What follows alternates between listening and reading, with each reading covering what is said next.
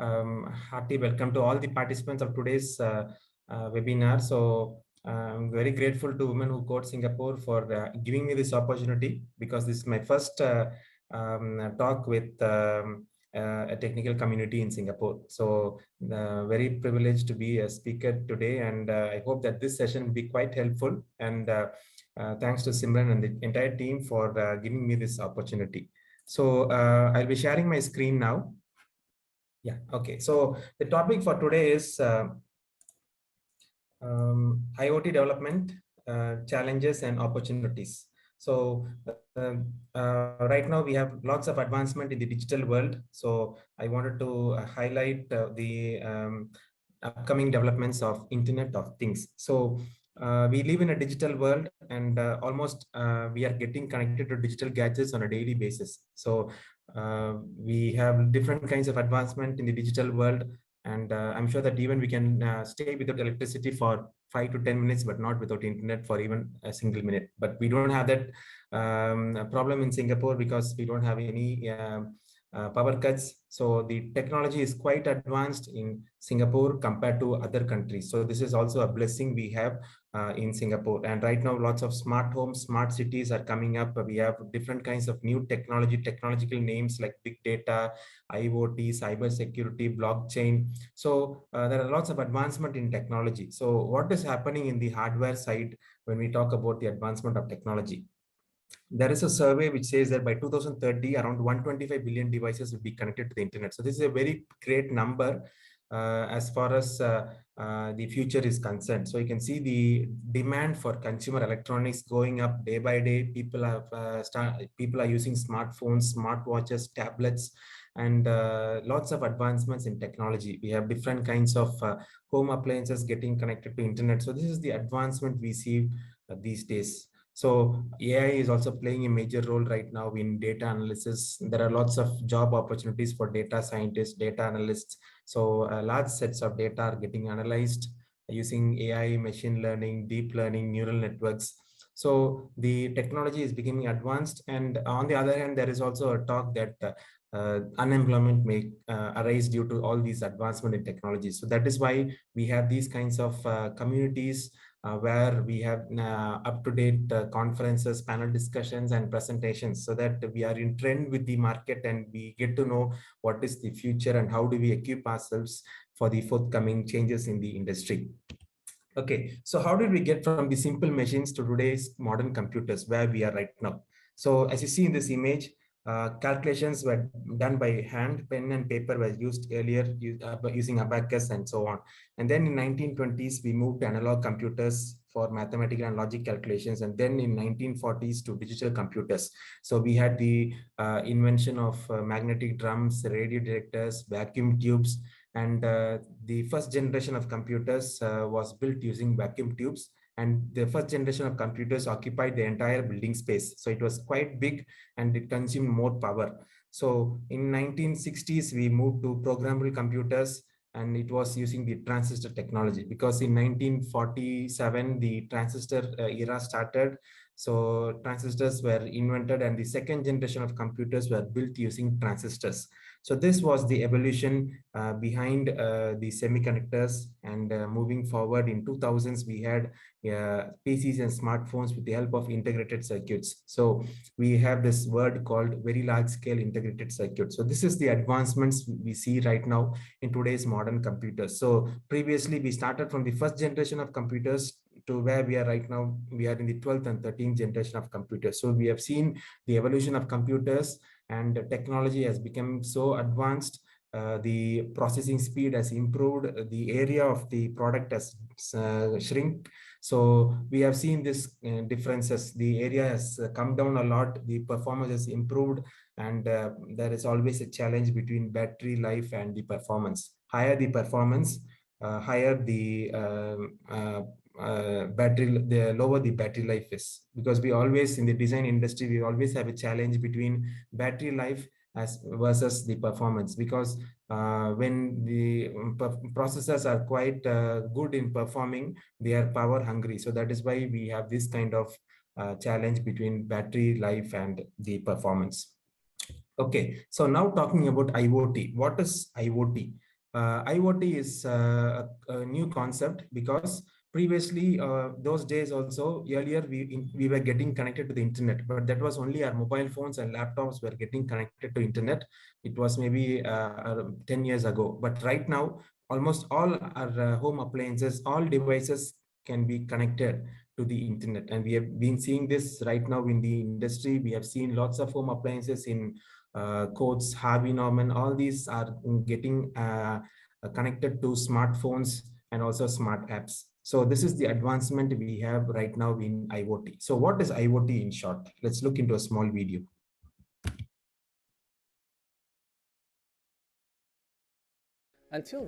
Until recently, access to the internet was limited via devices like the desktop, tablet, or smartphone.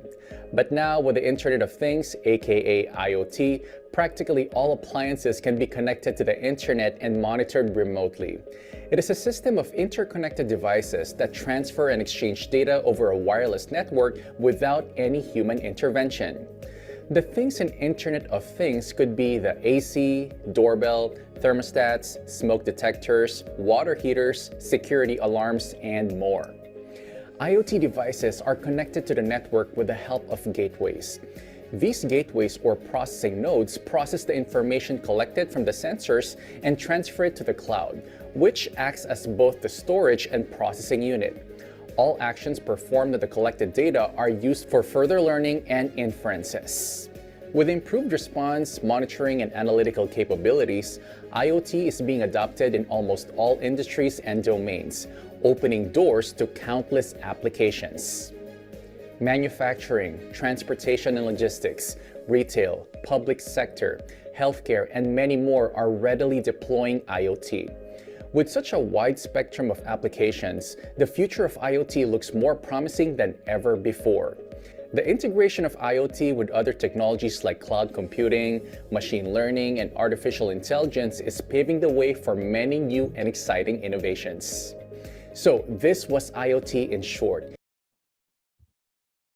Okay, so when you talk about the evolution of IoT, the evolution of IoT looks quite interesting because you can see that the first invention happened in 1982, where few students of Carnegie Mellon University, they were actually working on some different project. It is when these students wanted to check if the Coke vending machine had enough number of Cokes. So it is when they came up with an application to make sure that the Coke vending machine had enough number of Cokes, because they found it quite tiring for them to walk towards the Coke vending machine to check it out. Then later they implemented this application in their university's website, and the whole university made use of it. So this was the first time when a Coke vending machine was connected to the internet. And then you can see in 1990, where a bread toaster is getting connected to the internet, and 1993, a coffee machine is getting connected to the internet. In 1999, we had Kevin Ashton who came up with the term IoT. So it looks quite interesting that very simple machines like Coke vending machines, bread toasters, and coffee machines were connected to the internet. And in 2008, we had the first IoT conference. So this is how IoT has been evolved, and it may look very simple. So even some small inventions, some small innovations, after a few years' time, it may even come up as a very great invention. So this is how the IoT has evolved. Okay, now when we talk about the architecture of IoT, the architecture of IoT looks quite interesting because it has 4 layers. One is the perception layer, transport layer, and processing layer, and the application layer. And when we talk about the perception layer, it is the layer which captures the content, which is either your CCTV camera or your robots or sensors. And then it is transported via the Wi-Fi and Bluetooth. And then it is processed where it is stored. So it is processed in the cloud or data centers. And then from there, it is given to your smart homes or smart watches and so on. So this is the architecture of IoT. So the IoT applications are quite faster. They work at a faster rate. It is because of the connectivity speed has also improved a lot, because right now we are in the 5G technology, and slowly we are moving forward to 6G technology soon in industry 5.0. So this is the architecture of IoT, but the IoT devices look to us very simple, but it has to pass through 4 stages in order to make it work. And you can see here, this is how it works. Your device or any IoT device data is transferred to through the gateway to the cloud network, and then it is processed. Data is analyzed, processed, and then it comes to the user interface. So this is how the IoT architecture is.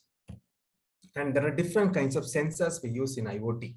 So if you look at this image, you have different kinds of sensors, starting from temperature, moisture, light, motion, noise, proximity, level, accelerometers, gas, optical, gyroscope, and chemical. So these are the different kinds of sensors we use in IoT devices. So the first one is the temperature sensor. It is used to monitor the temperature of the soil to help with agricultural output. So here I have taken the agriculture as a concept.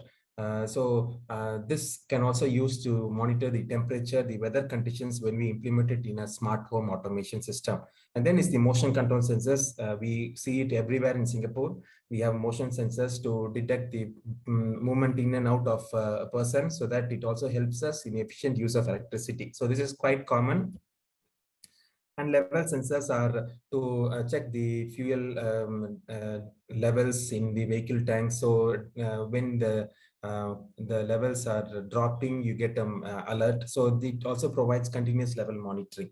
And also proximity sensor is to detect the presence or absence of objects. So that is the proximity, how far is the object, and so on. So these kinds of sensors are used in newly coming up automobiles, because lots of automobiles, cars these days are fully automated with different kinds of IoT applications. So all this is the types of sensors we have. And also in talking about chemical sensors, we have different types of chemical sensors installed in different chemical industries to detect any leaks from their containers or their units, and also the gas sensors to detect the presence of combustible flammable gas. If there is any leak, an alert is sent to the user. So all these sensors are installed in industries where we have smart automations being done right now. So the reason why we do all these kinds of smart automations is to make things work efficiently and to increase the production. So that is the main focus we have. And then we have the accelerometers and gyroscope. So we have different kinds of sensors used in the IoT industry. So these sensors are also available outside. So we can also purchase these sensors, and also we can come up with our own projects based on videos in YouTube. You have lots of videos to look into. So based on it, you can also come up with your own projects just to get an idea of how it works, how does it feel, and so on. And if you see this image, you have different kinds of sensors. You have like raindrop sensors, temperature sensors, alcohol sensors, gas sensors, smoke sensors. So you have the ultrasonic sensors. You also have the touch sensor, humidity sensor, and the soil moisture sensor. So all these sensors are used right now by students in universities as well as in schools to come up with the IoT projects. So this is a very interesting application, and this may look like very small sensors, but their application is in large. So we will look into the applications of IoT, which is quite interesting and quite fascinating about the applications of IoT. So talking about applications of IoT, we have IoT applications in consumer and home, and smart infrastructure facilities, security surveillance, because we have lots of security surveillance being done in Singapore, and also transportation. IoT plays a very major role in transportation facilities and industrial applications, retail industry. So most of the retail houses in Singapore are automated right now. Even the cashiers have been replaced by machines. So this is the advancement we have, and there are lots of advancements in the healthcare industry too. So this is the advancement and also the applications of IoT in various sectors. It is not only for one sector, but it is for various sectors. But when we talk in depth of IoT in different sectors, you can see that smart homes, where we have smart door locks, smart bulbs, smart thermostat, and also smart lightings. And also in smart cities, where we are talking about Singapore smart city. We have different kinds of technology being used in different kinds of aspects. Water distribution, waste management. We have power grid automation is there, and also we have different kinds of variables because Singapore is a very developing smart city. So we have different kinds of attraction towards different gadgets like smart watches, fitness and activity monitors. So all this is connected to your smartphone. So we have different kinds of home appliances these days which work on timing sensors. And so we have refrigerators, coffee machines, and newly built smart homes or have all integrated facilities to control all these applications using your smartphone apps. And agriculture is also a very major area where IoT plays a very major role. And we have cars. So we have automotive cars, and all the luxury cars these days are fitted with IoT applications. We have smart manufacturing industries are becoming more efficient in their production and transportation, vehicle location monitoring, traffic management. Everything is possible with IoT, and especially in the healthcare industry, IoT plays a very major role, which is blessing to the patients as well as the doctors. Okay, so first is agriculture. When it comes to Singapore, we don't have any facilities for agriculture, but on the whole, IoT plays a very major role in agriculture. So I thought I'll just give you some ideas of how IoT helps in agriculture. We have different kinds of agri boats these days. So these agri boats help in weeding the unwanted plants, and also spraying with robotic arms, and also for the machine navigation.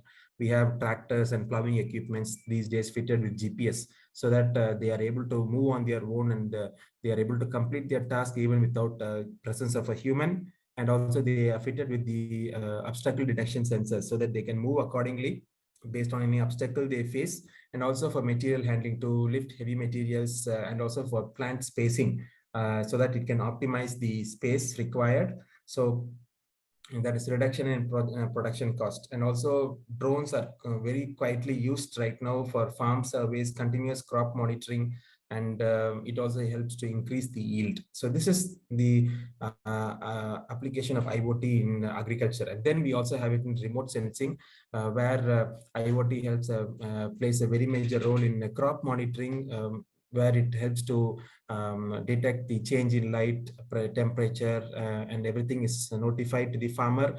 So the prevention of spread of diseases is also monitored. And the weather conditions can also be monitored using IoT devices. So if based on the weather conditions, the farmers can be advised on which type of crop to be used and cultivated. So they can decide based on the weather conditions. For these kind of weather conditions detection, we use the raindrop sensors and different temperature sensors. And also soil quality can also be monitored. The pH level of the soil can also be monitored. So we have different kinds of sensors used in different areas of agriculture. Next one is IoT in the healthcare industry. So we have seen lots of applications of IoT in the healthcare industry, and we have remote patient monitoring, which is possible, glucose monitoring is possible, and heart rate monitoring. So when there is a abnormality being detected in the sensor, an alert is sent to the doctors as well as the patients. And because of the rise in diabetic patients these days, continuous monitoring is also possible with IoT devices. So alert is sent to doctors as well as patients when the diabetic levels are high. So for this purpose, the patients, they don't have to stay in the hospitals. They can be at homes, and the monitoring is continuously done by the doctors in the hospitals. So this is possible with IoT devices. And also patients with asthma attacks can also use IoT inhalers, so that in case if they miss to take their inhalers with them, the alert is sent to the patients. As well as right now we have Google patented contact lenses. So with this contact lens, you are able to capture images, you're able to take pictures with your eyes. So this is an advancement we have in IoT. And most of the applications is in robotic surgeries, and also robotic machines helping the doctors for treatments like dental treatments, as well as different kinds of very critical surgeries, because the precision level of the robots are quite good, and because they can go to a very thin precision level, and also they are less invasive, and faster healing is possible. So these are the advancements and applications we have of IoT in the healthcare industry. And we have lots of these applications right now in use in Singapore, because we know about Singapore. The medical system in Singapore is very good, and the advancements in the automation in the healthcare sector is also helping both the patients as well as the doctors. It helps to give the patients also a proper treatment with faster healing and to move on with their daily activities. So let's look into a small video of how IoT helps in the healthcare industry. And this is actually a complete video which gives you an idea of how they help in different sectors in the healthcare industry.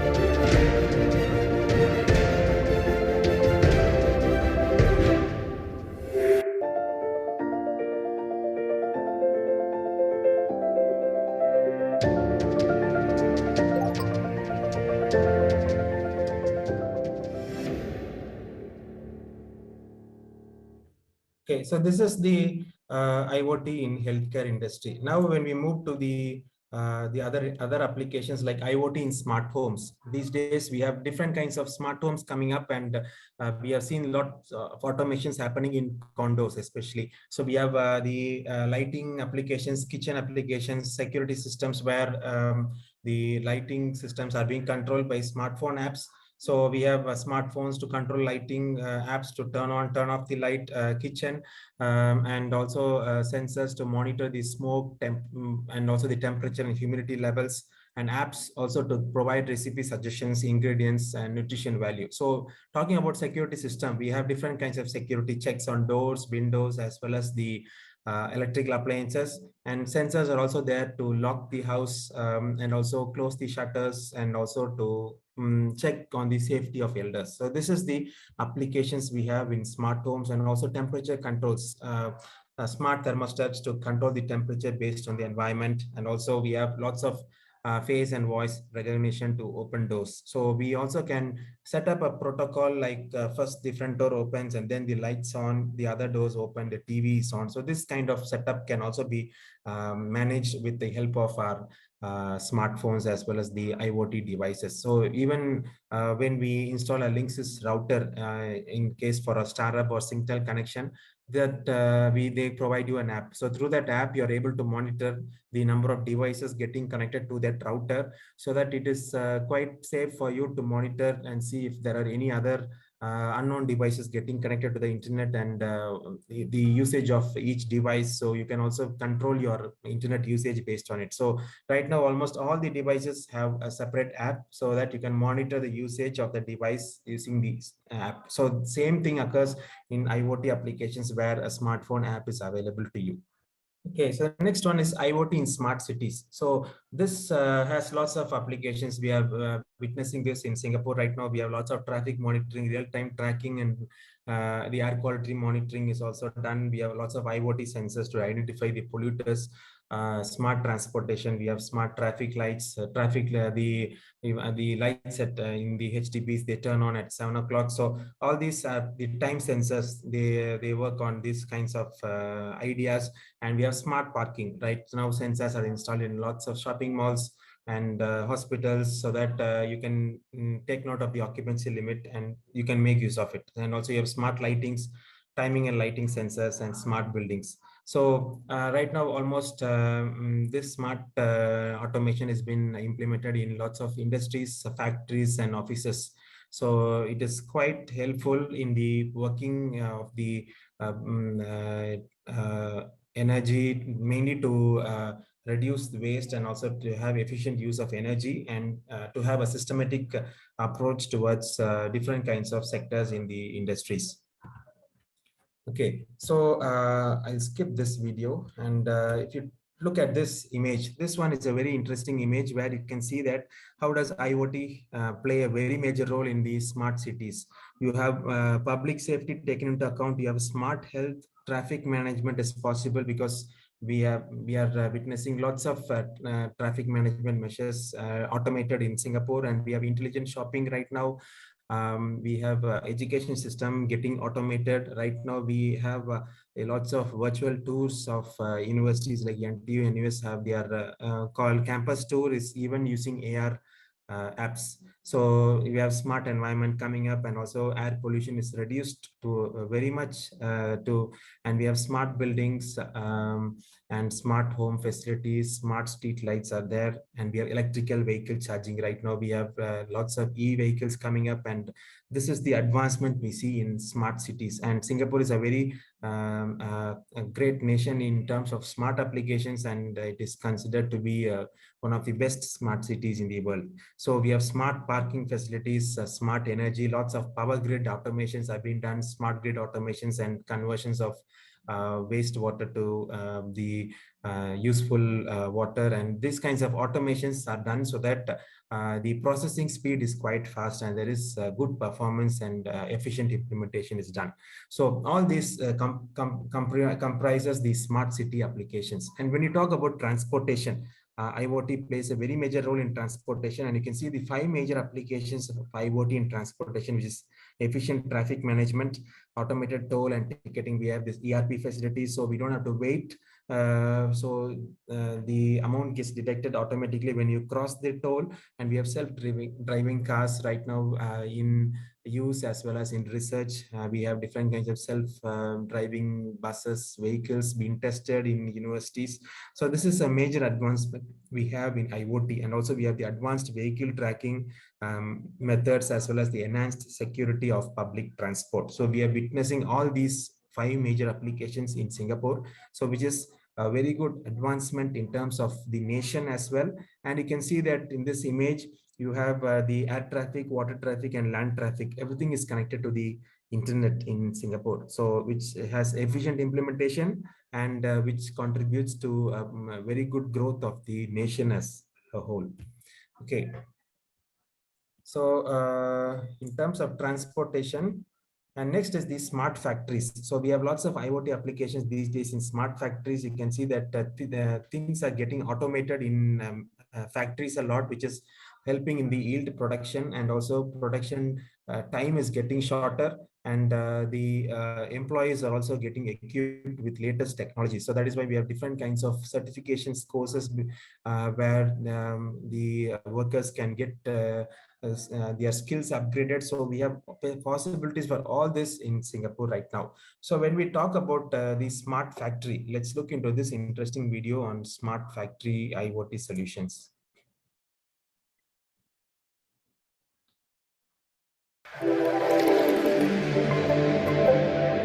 This is Sam, and he's the manager at a manufacturing unit. His responsibilities include optimization of supply chain and manage huge data like ERP. Often he faces issue when the machinery stops working or when the system is thrown errors that affect the production. With the current system, Sam is unable to have a track of breakdown incident data in an automated manner. He needs to drive production, modernization, and enable business in an incorporated and data-driven industrial environment. To improve the product quality and customer satisfaction, he needs access to much richer analytics and need an efficient integrated ERP system that spans not only inventory and planning, but also financials, customer relationships, supply chain management, and manufacturing execution. This is where Sterison's IoT solution comes in. Sterison's IoT solution provides real-time monitoring of the production status, important key metrics, and production-relevant messages. Our solution enables tracking and tracing of individual products and enables manufacturers to easily replicate their production process and to solve problems in a timely manner, and supports automated reporting and auditing. And to get on, how industrial IoT can be implemented in Sam's business.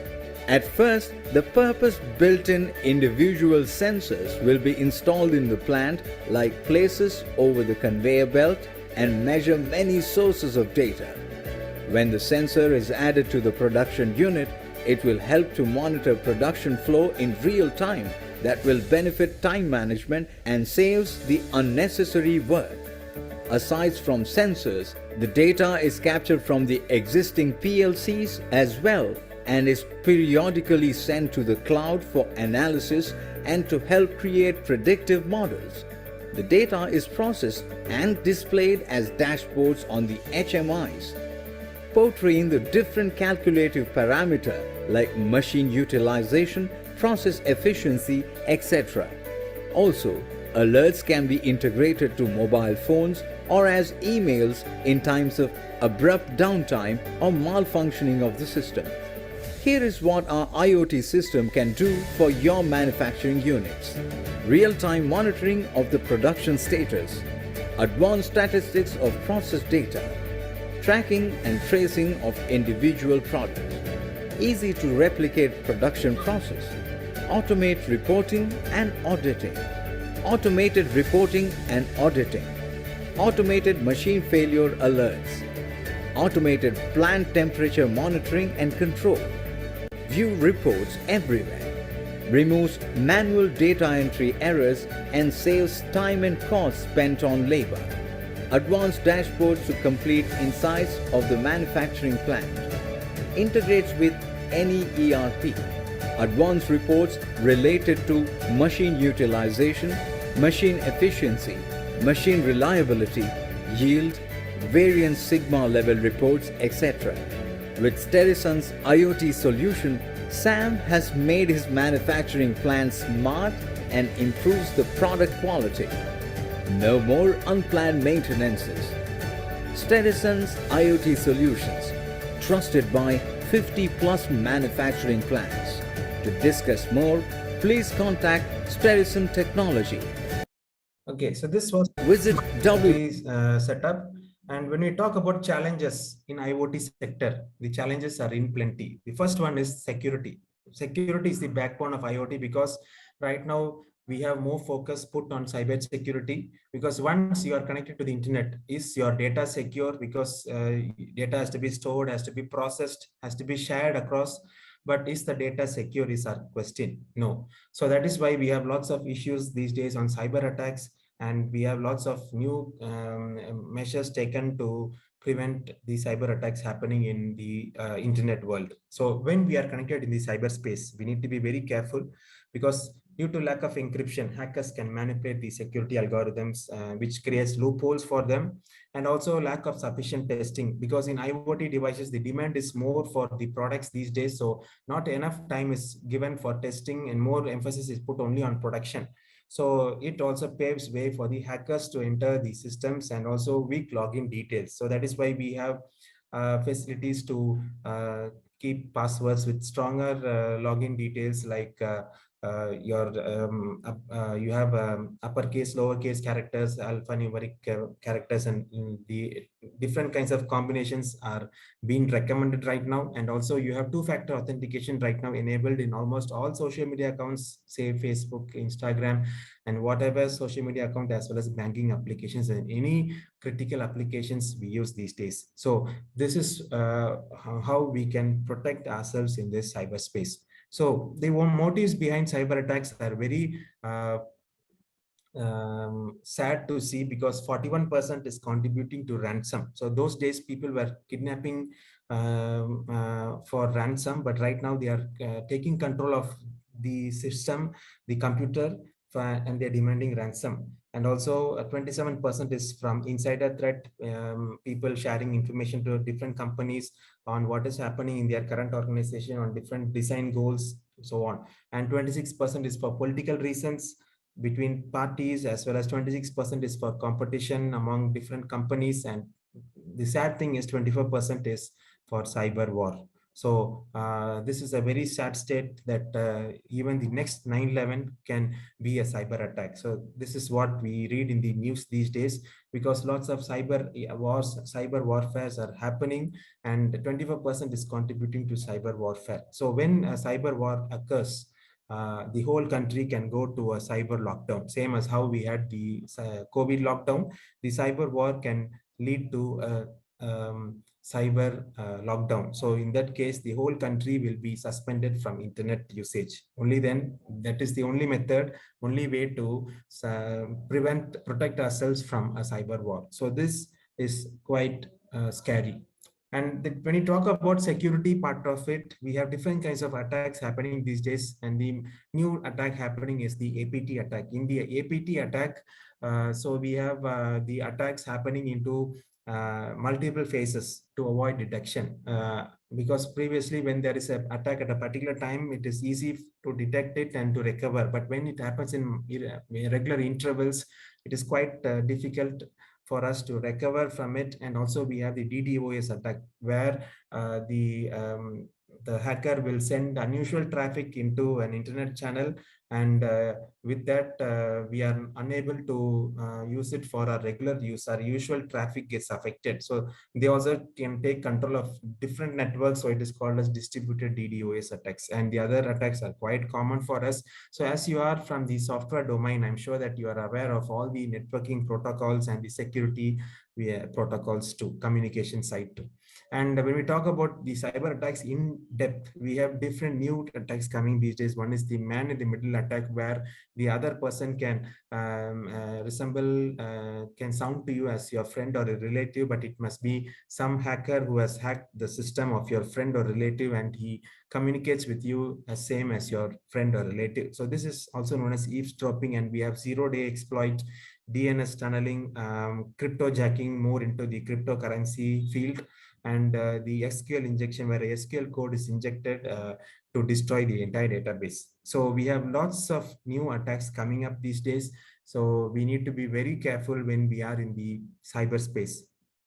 And I'm sure that we have received lots of scam calls during COVID from the health authority, saying that talking about our the devices we used for COVID. And so we had received lots of spam calls, and we are also receiving right now lots of spam calls in Singapore. So we have the awareness right now to skip this information, especially through emails as well as SMS, when we get some links. And also we have been trained, and we have lots of awareness from the government, and we have lots of social media posters to how do we safeguard us from the different kinds of cyber attacks happening, like cyberbullying, online harassment, and different kinds of attacks happening. So talking about IoT security, let's look into a small video of how this security is very important.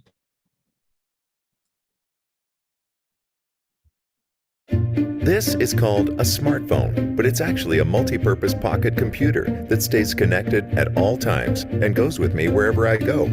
And with this simple device, I generate an astounding amount of personal information, like pictures and videos, my web browsing habits, GPS locations, financial information, and even health information. Now, here's a question. What happens to all this sensitive data? We all know our data is stored locally on our devices, but did you know they are also recorded onto third-party cloud storage systems where large businesses can learn more about their users? Not only is this unfair, privacy is also jeopardized as cloud systems have been prone to security attacks, and sensitive data leak into the wrong hands every day. And the plot is about to get much thicker. Every day, ordinary household items and appliances like thermostats, refrigerators, alarm clocks, activity trackers, and even light bulbs are being embedded with sensor technology. We are about to enter the age of the Internet of Things, and it is predicted in a few years there will be billions of these devices. In preparation, we at BitCircle have designed the BitBox, a revolutionary product created to put power back into your hands. The BitBox is designed to connect with all your IoT devices and securely collect, backup, and transfer your data within your own network. Every piece of data in the BitBox is encrypted individually and are only accessible to the primary users. Unauthorized parties would have to try to decrypt each piece of data individually, if possible at all. And for data sharing, the BitBox allows you to create your own circles. This can be personal, professional, or even medical circles. Let your physician track your health and activity monitoring devices. Let your friends track the type of music you are purchasing. Set privacy restrictions on your service providers for a change. The possibilities are endless, and you will always be in control. Remember, no institution can protect the privacy of your personal information better than you. Okay, so this was an interesting reminder for us to be secure in the cyberspace. Okay, the next one is the design challenges. When we talk about design challenges, size of the device, system security, and cost, timing of launch are the main concerns we have in design challenges. When we talk about battery size, so we always look for handy size products with best battery life. So this is the challenge which I mentioned earlier. The high performing devices will always have a problem with battery life. So even we have different kinds of hand phones like Samsung S22 It is considered as a failure model because of the poor battery life. So smaller the products with best battery life is a challenge. So best in smallest and lightweight products is also a challenge. Talking about system security, since IoT is a complete network, from your hardware, you need IoT hardware, to your cloud network, and to your application side. So all these three sides should be secured. So your IoT hardware also should be secured, your network should be secured, and also your application side, your smartphone also should be secured when you use these kinds of apps. So only then it is considered as an entire secured network of IoT. And then considering the cost, the sensors are quite expensive these days, because due to the rise of deployment in many objects, the cost is higher, which is why IoT is considered as a luxury product. All IoT products are considered a luxury product. So pricing can be controlled, which will help people from different walks of life to buy these IoT products. And timing of launch, as we discussed earlier, that not more emphasis is put on security, because launching products is the main focus right now because of the competition coming up in the IoT industry. Talking about deployment challenges, connectivity is the major problem, because it is the backbone of IoT. Without an internet connection, the IoT devices cannot work. But we don't have this kind of problem in Singapore, whereas the other countries are still facing this issues in connectivity. With poor connectivity, you cannot collect your data cannot be stored, data cannot be processed, and data cannot be shared. For different applications like industrial applications, they need lots of data to be processed. So the internet speed should be quite good. Only then this can be processed. So this is the idea behind the challenges we have. One is the security, and the design challenges, and the deployment challenges. Okay, now talking about the opportunities we have for IoT engineers. We have IoT security engineers, IoT embedded engineers, IoT platform developers, IoT architects, and chief IoT officers. So since you are from the software engineering background, you have lots of opportunities in IoT platform developers, IoT architects, and so on. So these are some of the opportunities we have. And as we know that Singapore is a very smart city, and we have lots of automations and lots of advancements in smart technologies compared to different parts of the world. We have lots of new opportunities in IoT sector.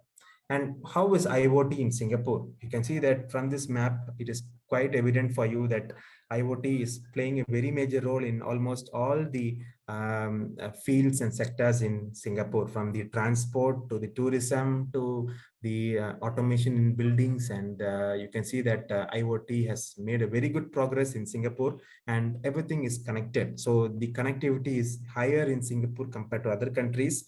So higher the connectivity, there is a threat for cyber attacks happening. So that is why government of Singapore is strengthening the cyber security protocols, the policies, and a lot of emphasis is put on the cyberspace to ensure that the data is secure and the country is secure.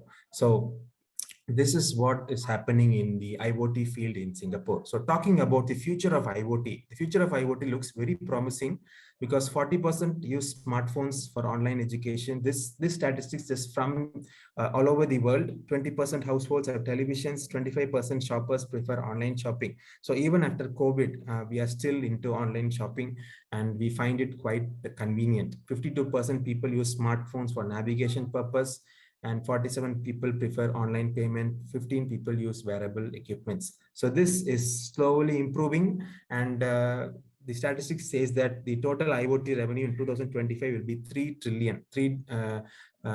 trillion US dollars. So which is a very great amount. And you can see that in 6 billion, the IoT connections were 6 billion in 2015, and it is expected to grow to 25 billion in 2025. So you can see the growth is very steep, and you can see the connectivity has improved, and almost all countries are improving their connectivity towards 5G and also moving towards 6G in future. So we have lots of consumer electronics in IoT coming up.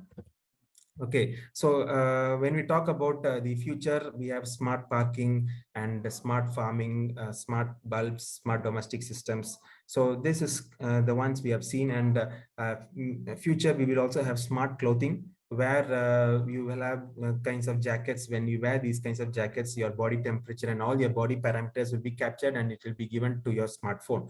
So this is possible in industry 5.0 coming forward.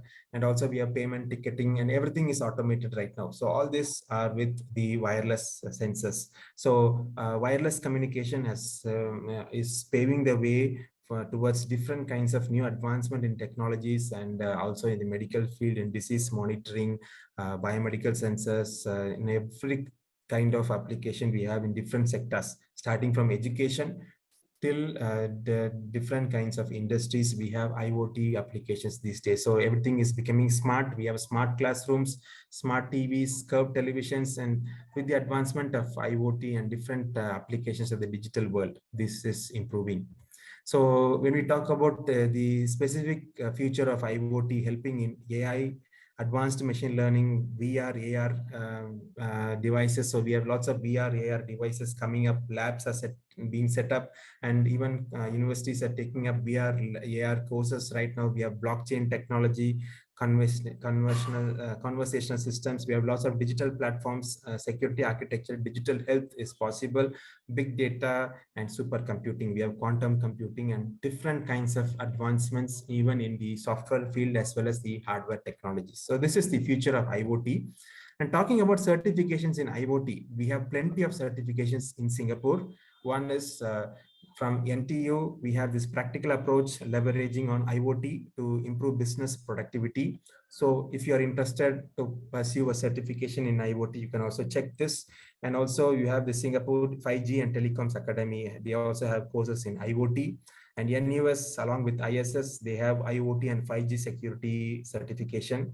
And as well as Temasek Polytechnic also has an online short course, which is the IoT and everything. So in future, currently it is Internet of Things, but in Industry 5.0 coming forward, it is considered to be Internet of Everything, which means that all physical systems will be connected to Internet in few years' time. So which is a very great blessing because we are able to witness it in this generation. So this certificate is provided from Temasek Polytechnic, and also we have Internet of Things Technology and Applications from SMU. So this is also a very good course. And Internet of Things Systems and Application is from Singapore Polytechnic. So all the renowned universities in Singapore have the IoT certification and IoT courses. So if you're interested to upgrade your skills in the IoT side, you can also take up these courses. And you also have professional certificate in basic electronics and microcontroller programming for IoT. This is also from NUS. So you can make use of these opportunities. So before I end my session, I would like to just show you this small video. And with this video, you will be able to infer something from this video, which will be a gentle reminder for each one of us.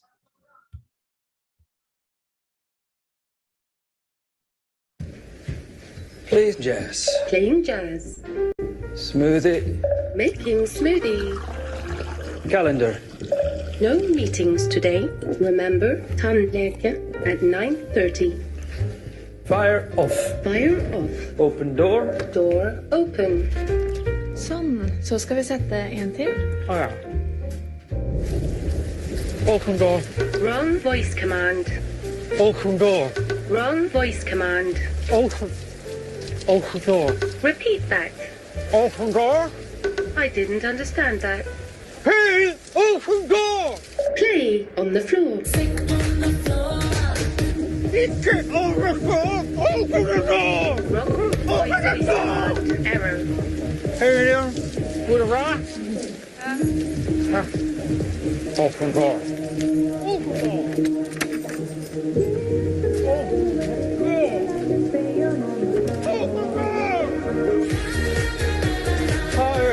Higher volume. Higher.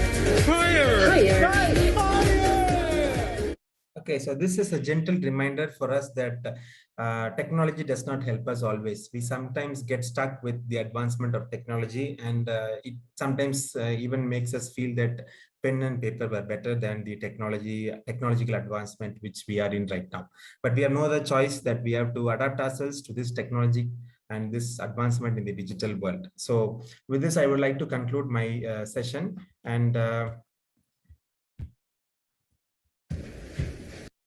If you have any questions on VLSI, AI, robotics, AR, VR, IoT, cybersecurity, or any certifications or any ideas on improving your knowledge on different sectors, you can also get connected to me through LinkedIn.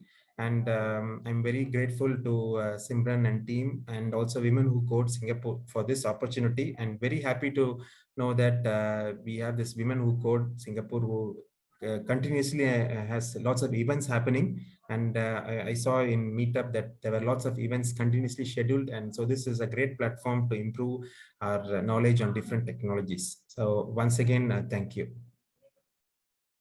Thank you so much, Samuel, for your time. The presentation was really very insightful, especially the healthcare video. I found it very knowledgeable. So maybe we can have a Q&A session.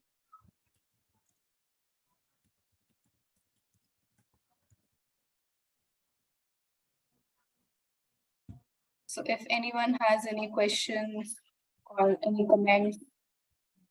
Yeah, I see a question like, how are you seeing the application of AI onto IoT devices?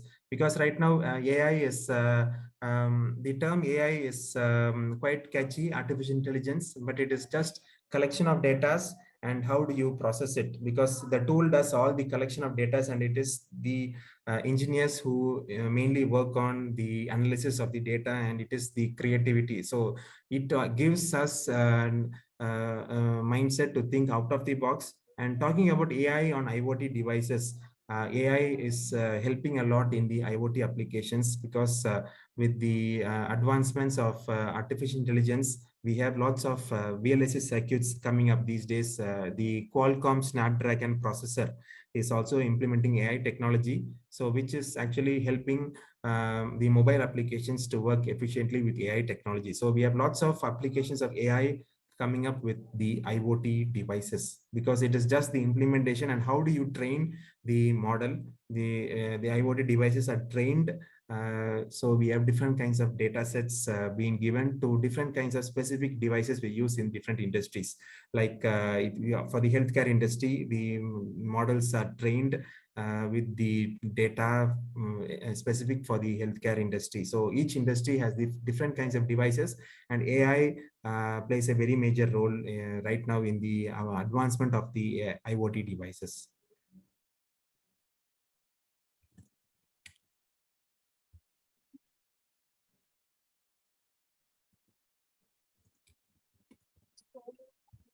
I also have one question, Samuel.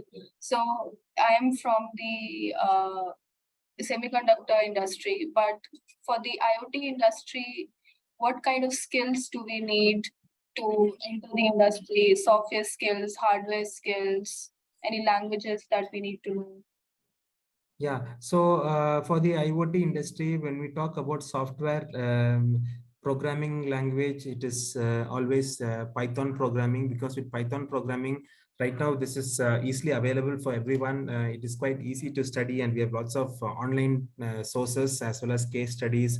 You can come up with data sets and also analysis. So because IoT devices use different kinds of programming is required for these IoT applications to work. So for that, we need to have a good programming knowledge on basic Python programming is fine.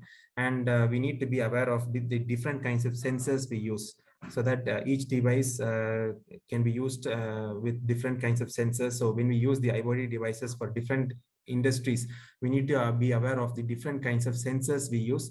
So taking up a certification in IoT will give you very good knowledge on what is required.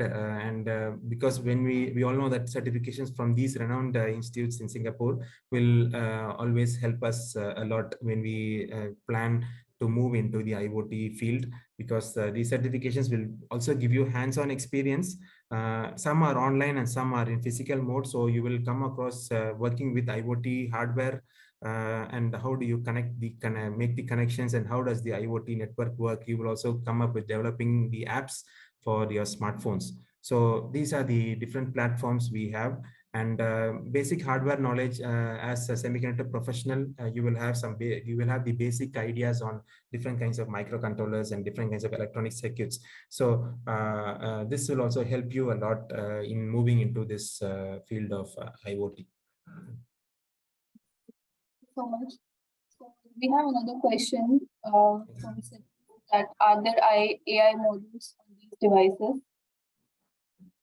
Are there AI models on these devices? Yeah, actually, some IoT devices like the automation, home automation and all, they use AI models. But I'm not sure about the the exact AI model being used. But since these smart home automations and all, they use these smart lightings, smart applications, so they use AI models because it is trained. The IoT devices are trained, as I mentioned earlier during the presentation, that we can also set up a protocol. We can train the IoT device to have a protocol, so such that first the lights in the hall are switched on, and then the different subsequent lightings are switched on, and subsequent devices are switched on. So we can train the models too. So AI models also are applied on these IoT devices. There are a lot. Okay, so this is the AI part of the IoT devices. And the next question is, any free resources available online to learn IoT? Yeah, we have plenty of online resources. You can check it in YouTube. We have lots of video lectures on YouTube, as well as you can also go through Coursera, Udemy, or different kinds of online portals which has free courses on IoT, as well as paid courses. So some certifications are from abroad, so you can also go through that. And once you have this idea on the free courses, once you go through some free training on IoT, you will have a better idea, and you can decide on whether to take up these certification or these courses from the universities I showed in Singapore. Because we all know that the certifications from the universities I showed you in Singapore, NTU, NUS Temasek, or Singapore Poly, all are quite good, and it has a value. So compared to these online free resources available. But for a start, you can go through these IoT courses available online, so that you can get a feel of the subject, and then you can decide on whether to plan for a paid course in IoT. Because you will get a feel of how does it suit to you, and how do you feel. Because we have lots of career opportunities right now in IoT and also in cyber security, which I'm sure that you all are aware of it. Yeah. Okay, thank you so much. So, do we have any more questions?